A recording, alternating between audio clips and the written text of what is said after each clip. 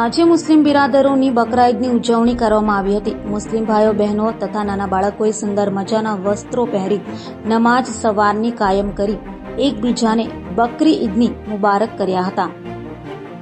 આજે સુરત શહેર સહિત દેશ અને દુનિયાભરમાં મુસ્લિમ બિરાદરો બકરી ઈદની ઉજવણી કરી રહ્યા છે। ત્યારે સુરત શહેરમાં આવેલ કતારગામ ખાતેની ઈદગાહમાં 3000થી વધારે લોકોએ સવારની નમાજ અદા કરી મુસ્લિમ ભાઈઓ બહેનો તથા બાળકોએ એકબીજાને ભેટી બકરી ઈદની મુબારકબાદી આપી હતી।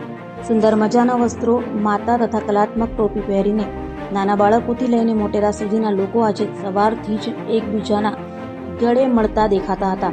આજના દિવસે તથા આવતીકાલના વાસી ઈદની મુસ્લિમ સમાજ ઉજવણી કરશે।